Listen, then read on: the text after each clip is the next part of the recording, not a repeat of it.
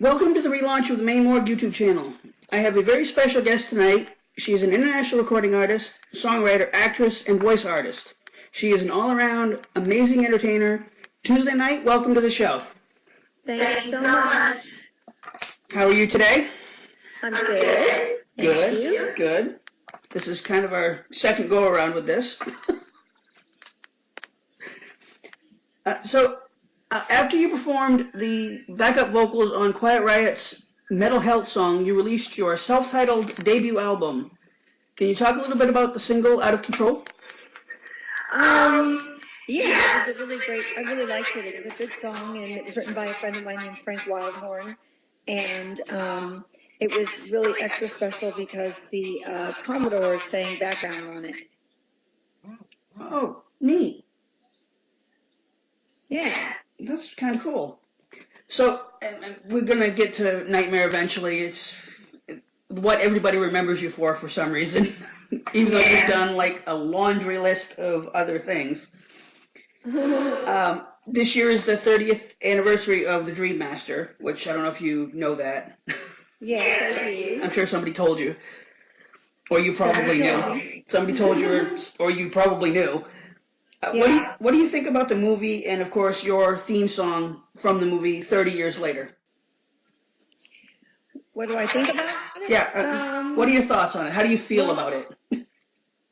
I think it's pretty amazing that after this long, it's still as popular as it is. And I think it's pretty cool to be a part of something like this because it's so, I don't know, it's just really gratifying. And as far as the song goes, I think the song still holds up. I really had a blast writing it. And yeah, I think I'm really grateful for both.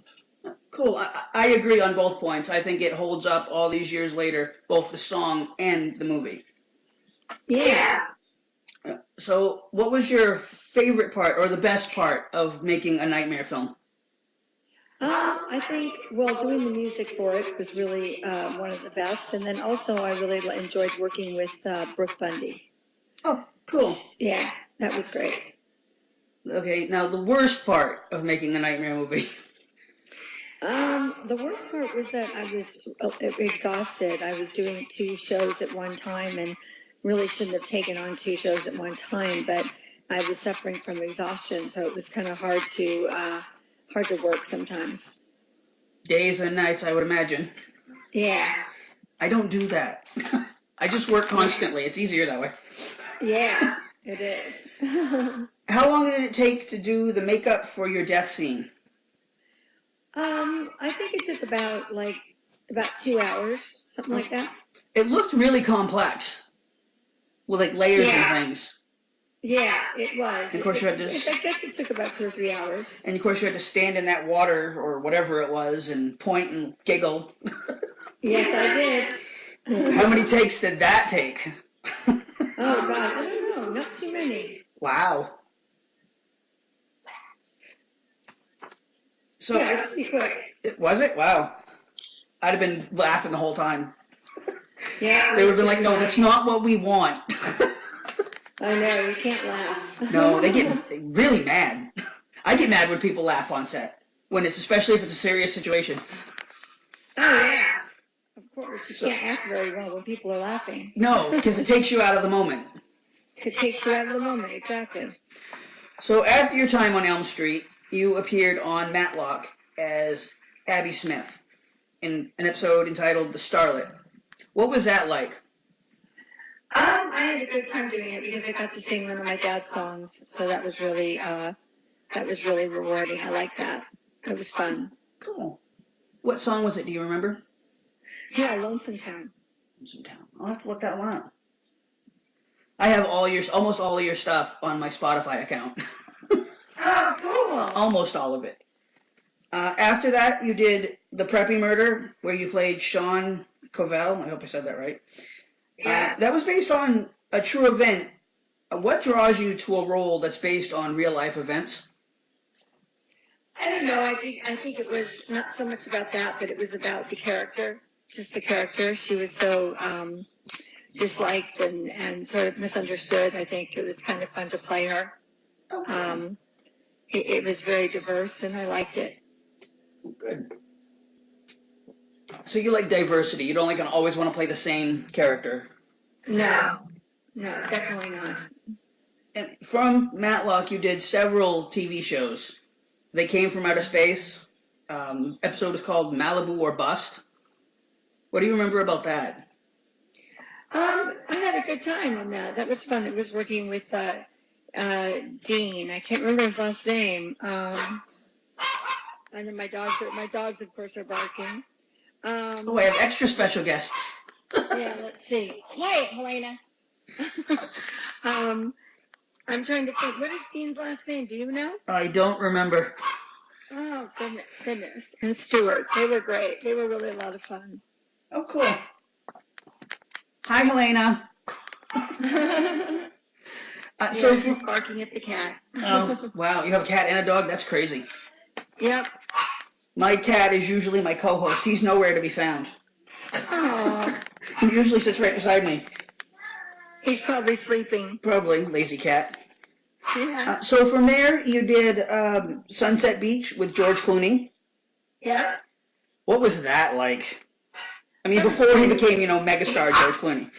Oh yeah, he was great. I had a great time with George. He was very funny and always playing practical jokes on me, and Wow. it was really funny.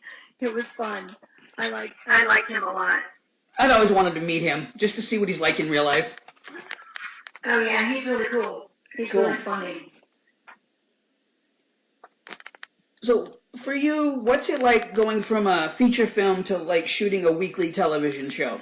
Is it different in your preparation? Yeah, it's different, I think, because when you're doing a TV show, you have to get it done in 7 days, and you got to be on schedule. You know what I mean? Wow. With a feature, I think you get more freedom and you get to do what you need to do. I didn't realize that it takes 7 days to do a television show. Yeah. Wow, no wonder it takes them so long to shoot an episode of Arrow. I know. I follow all that stuff on Twitter, all my favorite TV shows, and it's like, they're like up in Vancouver filming it, and you're like, why does it take 10 weeks to shoot 13 episodes? Yeah, exactly. But now I know, so I'll stop harassing them. Yeah. Did you share any scenes with George Clooney? Oh yeah, many. I don't. I seem to remember the show, but I don't remember ever watching it. I was kind of young back then. Yeah. But it sounds familiar in my head. Uh-huh. Did you work on Sunset Beach and 2000 Malibu Road at the same time, ever? No, they were separate. Okay. Yeah. Well, I know you did one episode, and then you were off the show for a while, one of the shows, and then you did like 6 episodes, I think it was, of, I want to say Sunset Beach. Yeah. And you were playing the same character. You weren't like just a here and there. No, it was the same character. Oh, yeah, Joy. I think Oh, no, Joy. on Malibu Road, I was in every episode. Oh, wow. That must have been a short-lived TV show. Yeah, I was in every episode. I was definitely one of the main people in it. And then Sunset Beach, I did 6 episodes as well. Oh, okay. Interesting. So you worked with quite a laundry list of like major stars on the film Mistress. Yes, I did. Martin Landau, Danny Aiello, and Robert De Niro, just to name a few. What was that like being on set with somebody like Robert De Niro? It was great. They were all really, really sweet, very open, and I just kind of kept thinking I needed to pinch myself because I was thinking, what am I doing here with all these people? It was really it was so much fun. I loved it. I had a great time on that, and I loved the director, Barry Primus. He was wonderful. He was best friends with De Niro, so they were pretty close, and it was just a great experience. Another great experience on it was De Niro had seen some of my dailies, and he requested a meeting with me. So I went and met with him at CAA, and he basically asked me to do another movie with him. So that was really cool. Wow.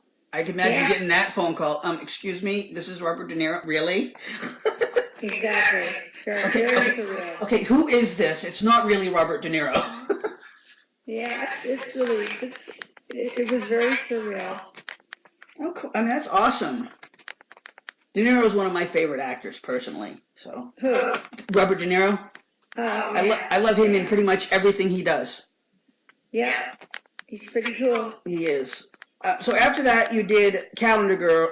Calendar Girl. Yeah, that's the name of it. Where you played nude girl / Marilyn Monroe, which, by the way, in my opinion, was perfect casting for Marilyn Monroe. You look like a very young Marilyn Monroe in some of your promo pictures, or headshots, I guess they're called.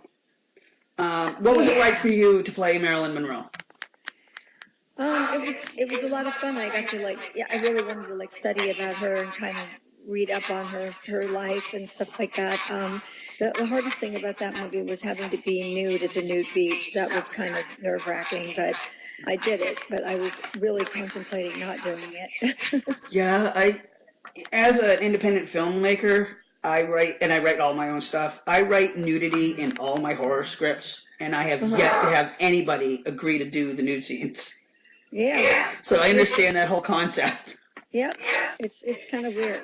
I've actually hired people to do the nude scenes, and they've agreed to it. And then come the day of the shoot, like, I don't really want to, and I just, you don't want to do it. It's holding up production. We'll do something different. Yeah. But imagine on a nude beach, it'd be hard to do that. Yeah, definitely. You just kind of have to do it because you're there. But it was better to do it there because there were a lot of nude people, so it felt kind of natural. Yeah, I gotta remember that. Nude beach. I gotta remember that. Yep. So in doing my research and looking over your filmography, I came across a movie called Cover Story. Mm-hmm. The cover art for this movie was just amazing. Like, it catches my eye instantly. I'm, scrolling through IMDb and I'm like, wow, what's this? And it was between other movies, and I'm like, wow, this is really cool. What was it like doing that movie? And can you talk about the face paint that one of your characters wears? The makeup, you mean? Yeah, the makeup. I Yeah. call it face paint. It was he just wanted, since I played two characters, he just wanted to have that one be a little bit more eccentric. So that was that. But it was a fun movie. It was interesting. It was nice working with Chris McDonald, and it was definitely different. It looked like a different type of movie. Yeah, it definitely is a different kind of movie. So how do you pick your roles? Well, I usually get scripts, and then if I like them, then I find out a little bit more about them, and then, then I'll probably end up doing it. But I always read them first and kind of see what the character is and see if I want to play it. Oh, okay. Yeah. When you get sent your scripts, do they tell you this is the character we have in mind for you, or do you just read the script? Yeah, they tell me which one they have in mind for me. Yeah. Oh, okay. That's interesting. Yeah. So you returned to the Nightmare series, appearing in the documentary Never Sleep Again. Mm-hmm. I watched that as a fan, and people that came over from Nightmare 3 to Nightmare 4, your movie, they didn't seem to like you, or it came across that way when they were talking, because you weren't Patricia Arquette. I mean, you were playing the same character, but you were a different person. They didn't have the chemistry with you on set. And that came across in the documentary. But watching the film, I couldn't see that. Yeah, a lot of things came across in the documentary. I think that they were, first of all, I think they were a little bit jealous because the director sort of took a liking to me, and I think that he paid a lot of attention to me. And I think, like with Rodney and Ken, I think, they were used to working with Patricia Arquette. Rodney had a big crush on her. It was, and there I was, and I had no problem working with them. But, Rodney, of course, said a lot of rude things about me in the documentary, as well as I watched every one of my nightmare pals talk about me in not a very good way, saying that I was the queen bee and that I thought I was this and that, which was completely wrong and false, because that was my first movie and I was completely green and didn't really know what was going on. But, if the director likes you, what are you going to do? Say, stop liking me? I mean, I think any one of them would have done exactly what I did, which was just go ahead with it, go along with it, because that was obviously the right thing to do for me. And when I watched that documentary, it really hurt my feelings, and I felt very betrayed, and I would never watch it again, ever. I've only seen it once all the way through, and having talked to you about it, and I would probably never watch it again. My wife enjoys it because she's a Nightmare fan. Right. And the last time we talked, the only two people that were really nice about me was Rennie, which was great, and Steven Spielberg and Andros Jones. Those were the only ones that really kind of stood up for me, which was really nice. Yes, I agree. Last time we talked, when we had the botched interview, which, by the way, if anybody doesn't know, I'm sure I've talked about it on social media. The first time we did this interview, the audio didn't come out, so this is point number 2. I'm going to reiterate what I said during that shoot of the interview, and it's very controversial. Here we are, almost 17 minutes into the interview. I feel that Tuesday Night's Kristen Parker was the better of the two between her and Patricia Arquette. Well, thank you. You're welcome. Tuesday showed more character development, more of a, not a weakness, a vulnerability than Patricia did. And that's just my opinion. Feel free to hate me on social media. It's okay. I'm used to it. Yeah, and that's okay. That's funny. And also, Wes Craven even said that I portrayed the character more the way he envisioned it, and that Kristen was more of a fighter, not a victim. And exactly. I'm really, I was really glad that he said that. It really made me feel good to hear that. That's awesome. Yeah. That was cool. That's why he brought me back for New Nightmare. Yes, I didn't actually talk to you about that the last time we did the interview. You appeared as yourself. Yes, I did. on that movie. Are you in the funeral scene? Yes. Okay. I'll have to look through them, because that's one of my favorite Nightmare movies, the New Nightmare. Me too. I like that it's kind of a real life telling, but it's also based on the first movie, and a lot of people came back. Yeah, absolutely. Like, hey, you were in Nightmare 4. I was in Nightmare 5. Yeah, Imagine that was a fun time off camera. I also think that a lot of the people from Nightmare 4 wondered why I got called in to do it, because nobody else from Nightmare 4 was called in to do it. Because you're a nice person? Maybe so, because I You didn't burn bridges? I was surprised. Right? So after all that, after all your time on Elm Street, you did a movie called The Prom, where you played Porn Girl in Waiting Room, which reunited you with Andros Jones from Nightmare. Right. Talk about the film and the reunion a little bit. Yeah, well, Andros and I were dating, so it was kind of like I just did it for him for a favor, and that's really what that was. Oh.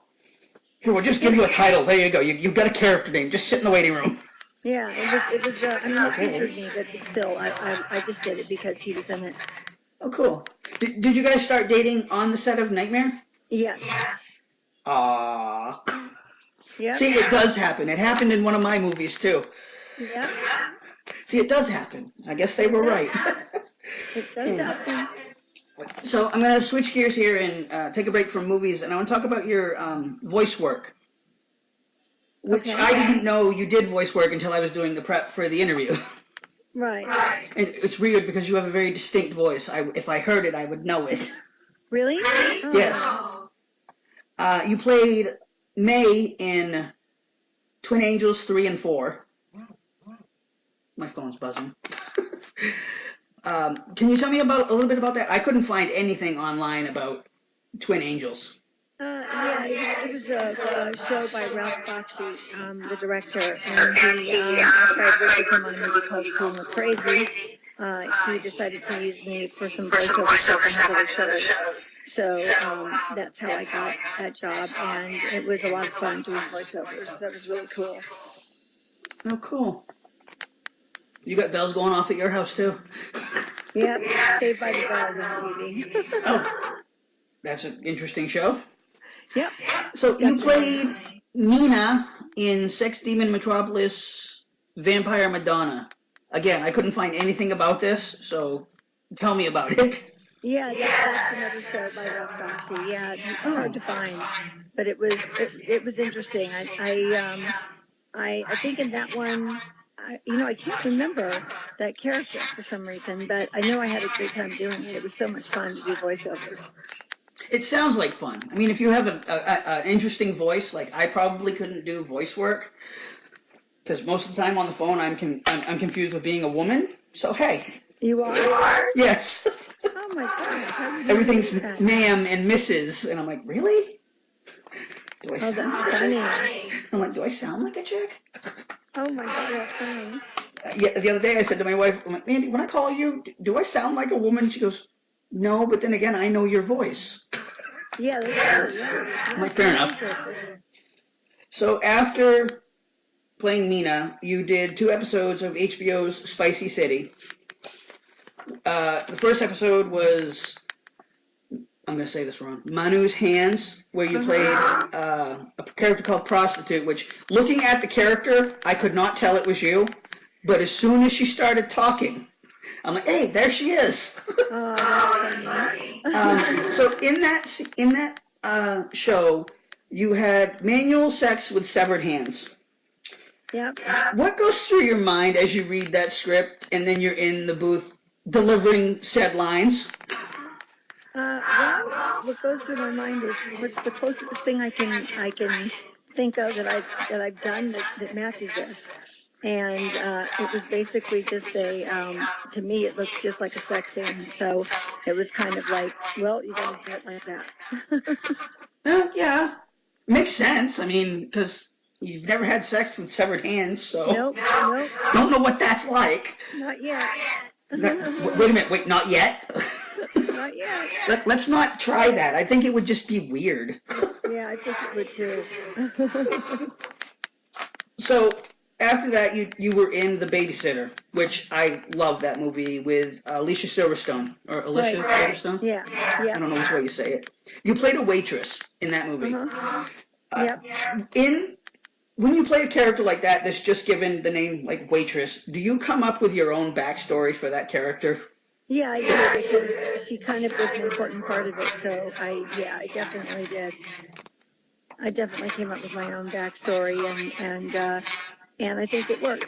It was fun working with them, and it was I don't know, it was kind of fun to play that part. Who was the male lead in that? Nicky Cat. Nicky Cat and was it Jeremy London? And who? Jeremy London? Yep, Jeremy London. Okay, there's 2 guys I had stuck in my head. How is it to work with him? Can you hold on for 1 second? Just Sure. 1 second? Okay. Yep.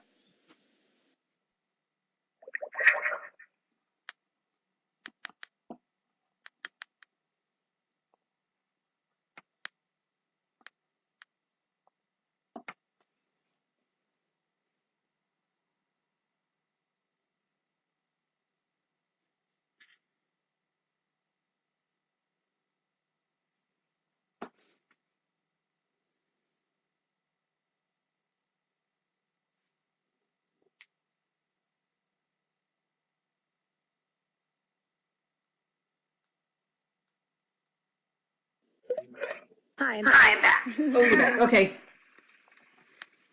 Well, welcome back. Thank you. After The Babysitter, you played Marissa on The Profiler in an episode titled I'll Be Watching You, where you sang a cover of the hit Police song Every Breath You Take. What was that like for you as a singer and as an actress?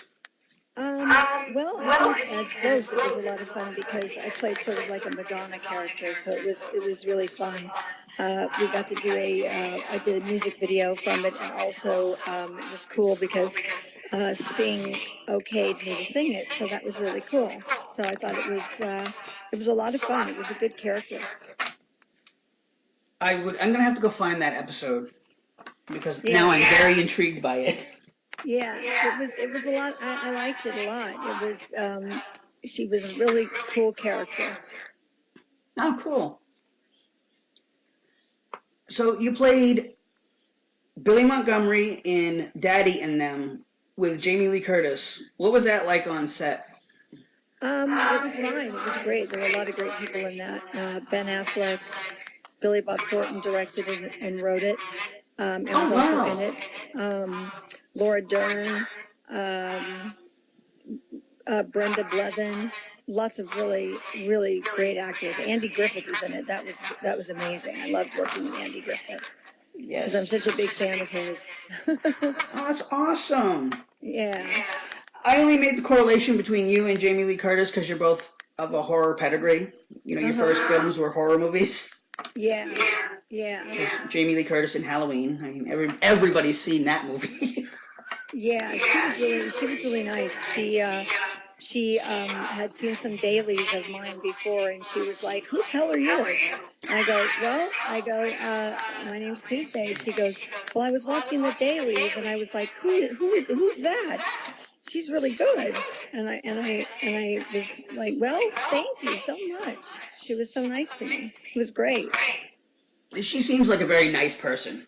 Yeah, she was cool. I mean, I never met her, or I would know for sure. I would like to meet Jamie Lee Curtis, being a fan of the genre. Cool. Yep. So, speaking of horror movies and horror pedigrees, did you ever think about maybe going out to do like a Friday the 13th or a Halloween, just to kind of cross franchises? They don't really let you do that. It's kind of a weird thing. I was actually up to play something in Child's Play, and the only reason I didn't get the job was because they didn't want to cross franchises. Well, that's just dumb. Yeah, it's kind of crazy. They had something similar with the remake of Friday the 13th. Scout Taylor Compton, who was in Rob Zombie's Halloween remake, tried out for one of the roles, and she didn't get it, of course. But it would have been interesting to see her play a character in Friday the 13th and in Halloween, especially the remakes. Oh, yeah. That would have been great. I just wondered if that had ever crossed your mind or been offered to you. I was just wondering if that had ever happened to you, where they'd asked you to audition for something in another horror franchise. No, they really wouldn't, because I'm too known for the one, you know. That's true. If you say your name to somebody, they automatically come up with Nightmare. Yeah. Like, yeah, I know her from that Nightmare movie. And I'm like, yeah, she's done a bunch of other stuff, people.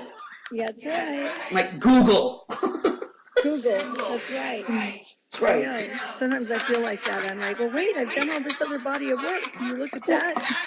At the beginning of the first time we did the interview, I asked you if you wanted to keep it mostly to Nightmare and your current stuff.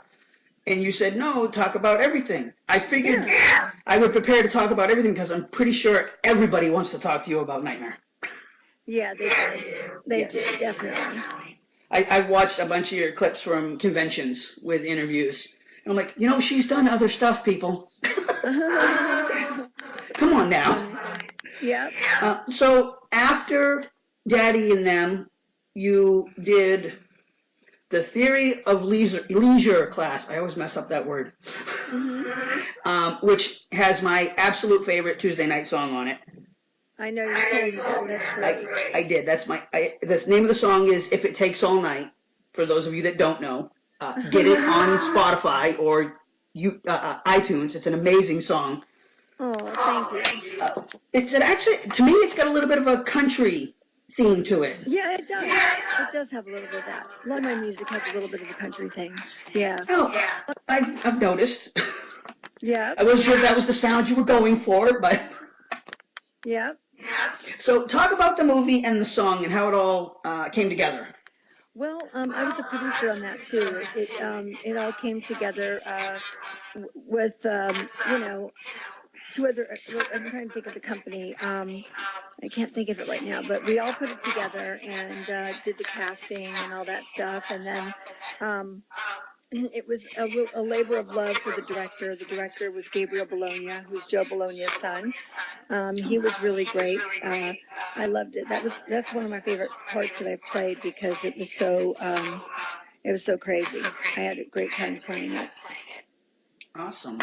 Yeah. So was the song And something you did? my dad did the music for it, so that was really cool too. That is awesome. Yeah. Did you do the song just for the movie, or had you already recorded it? Just some of it was pre-recorded. Some of it was done just for the movie. Oh, okay. Yep. So speaking of you know who my dad is, right? Yes, Yeah, we talked about it. Yes, and I did a whole bunch of research. Oh, cool. A lot of great work. Oh yeah, my dad is amazing. No doubt about it. Yep. So staying on the music track, you released Here It Comes in 2000, which was your second album. Mm-hmm. Why so long between albums? Because I was acting so much, it was hard for me to find the time to do it. I understand that. Yeah. I figured that was the reason. I just wasn't sure. I figured I'd ask. Yep. That was it. And what inspires you to write songs? Real life. I think situations in my life where I'm at.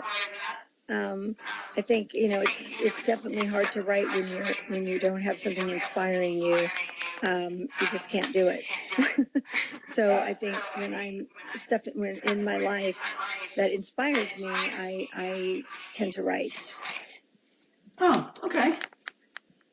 I'm like that when I write screenplays. If I can't figure out what I'm doing, I don't write. I won't sit there in front of the computer and be like, okay, just stare at the blank screen. Something will come to you. Yep, that's right.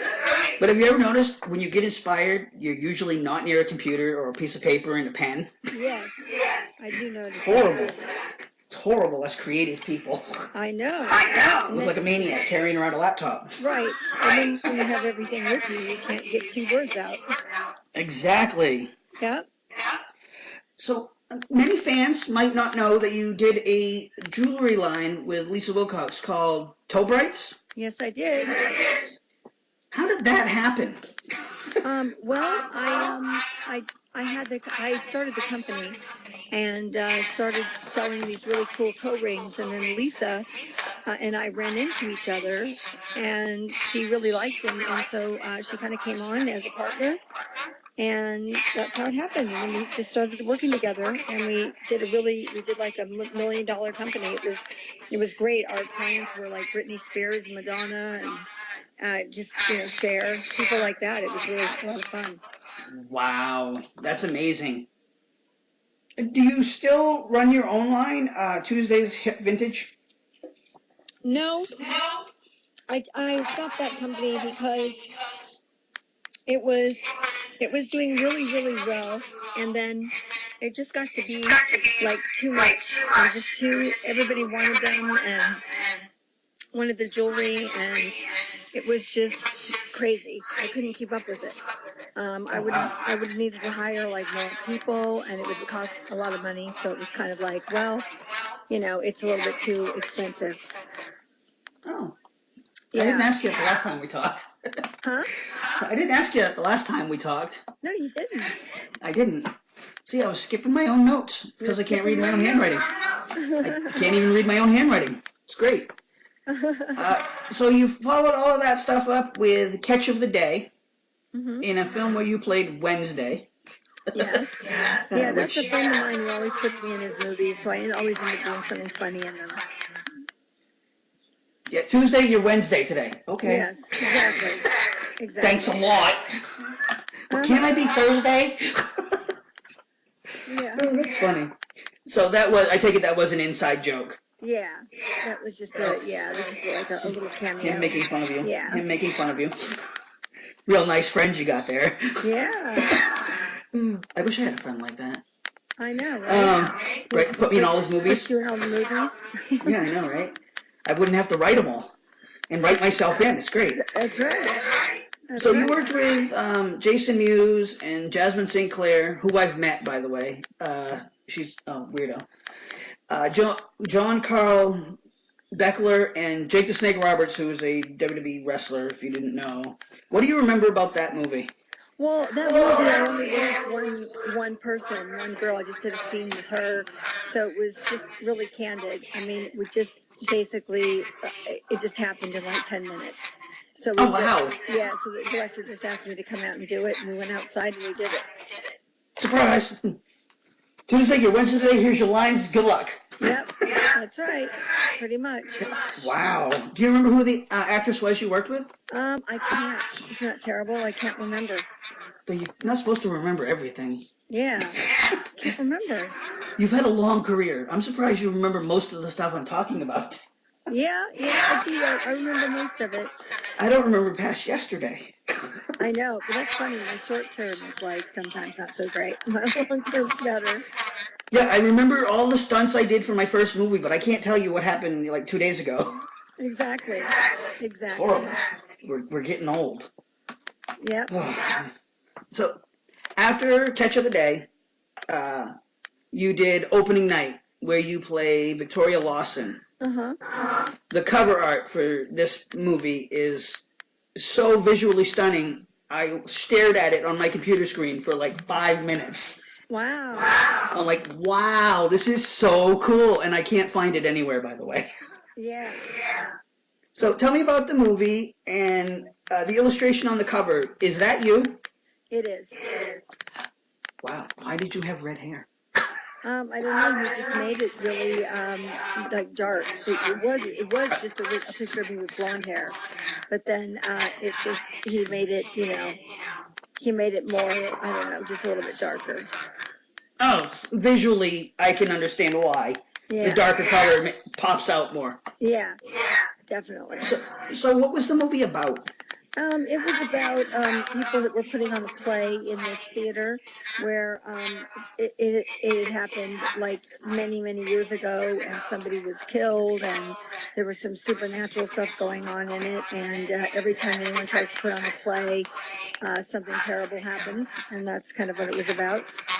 Oh. And I was the teacher of the class. Oh, so it was your idea to do the play. Yep. So all the stuff was your fault. That's right. It was all my fault. What am I going to do with you? Yep. So you didn't die then? Huh? I hope. You didn't die then, I hope. I did die. Yes, I did. Oh. Yep. No fair. Tuesday, no fair. I'm not seeing it. That's right. That's right. Don't see it now. Nope. I'm protesting. Yes. So after that, you did Delusional, where you played Maya Miller. Yeah, that kind of turned out to be kind of a disaster. That movie really didn't get finished, and it was just not ran properly at all. It wasn't professional, and there was a lot of goings on on the set. It was just not put together right. I know a lot about not putting a film together right as a young, inexperienced indie filmmaker. Right. And if you don't all have the singular goal of doing what needs to be done to finish the movie, it's not going to work. Nope. We had all kinds of setbacks on my first movie because I was a first-time director. Right. And I figured I wrote it, I should direct it. I know what I want. Little did I know how much goes into making a movie. Yeah. And we all decided that, okay, this is going to be hard. It's going to be tough. There are going to be times where we all friggin' hate each other, but we're going to go until it's done. Yeah. That's right. And we all came out of it on the other end like really good friends.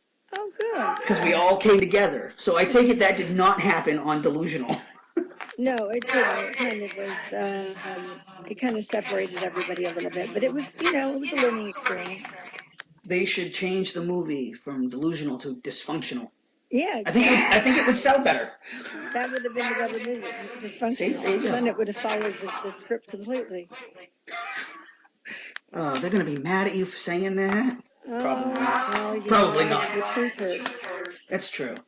So now I'm going to jump all the way to 2014. That's a big jump, by the way, people. If you look at her IMDb page, that's a huge jump. Yep. I'm like Super Mario.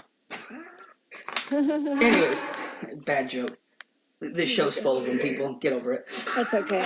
We'll get over it. No, I'm kidding. They will. They will. I'll get emails about the bad jokes. So Camper's Well is in pre-production, according to IMDb. Yeah, we haven't started it. No. Oh, okay. So what can you tell me about it without giving too much away, obviously? Well, I can't really tell you too much about that because they told me not to, but it's, I just play a counselor, and it's about a campground and kind of what happens on that campground, which you can probably imagine. So it's a science fiction horror movie? Maybe? It's like a horror movie. Oh, okay. And then, okay. Yeah. After that, you did, or doing The Bloody Man? Yeah, I just finished that. Oh, cool. And you reunited with Lisa Wilcox? Yes. From The Dream Master. Everybody knows that correlation. I didn't have to say The Dream Master. Yes. So what can you tell me about the movie and the role you play in it? Well, I can't tell you much about this one either. I can only tell you that it was a role of a lifetime kind of thing. It was really, it was a great character, and it was so much fun to do, and it is diverse and dark, and I can't wait till it comes out. Do you have any idea when it'll come out? Yeah, next year. Next year, okay. I will keep an eye out for it, because I love me horror movies, so. Okay. I will definitely check it out. I'm going to wrap up the show with a little bit of word association. Okay. So I'm going to say a word or two, and then you just pop in with whatever comes to mind. Okay. Kristen Parker. Nightmare on Elm Street. Nightmare. Music. Lisa Wilcox. Friend. Freddie. Funny. That's funny. Music. Life. Acting. Wonderful. Cool. Thank you so much for doing this interview. I greatly appreciate it. Of course. Hopefully everything works out with the audio. It looks like it does because I have it actually on my screen this time. Oh, good. So thank you so much again, ladies and gentlemen. Tuesday night. Check her out next year in The Bloody Man. And where can fans find you online? TuesdayNight.com or Facebook. Okay, I will put links in the description on YouTube to make it easier for people to find you. You'll get 900 friend requests from this probably. Oh, so cool. I apologize for that in advance. That's okay. You'll pop on one day and it'll say 900 friend requests, and you're like, God damn that interview. All right, thank you so much, Tuesday. Of course. All right. Okay. Thanks. Okay. Bye. Bye. Bye. Press pause, dummy. I don't. Would you mind doing a quick little, this is Tuesday night and you're listening to the Maine Morgue? No, of course. Okay, let me get the stupid recordy thing.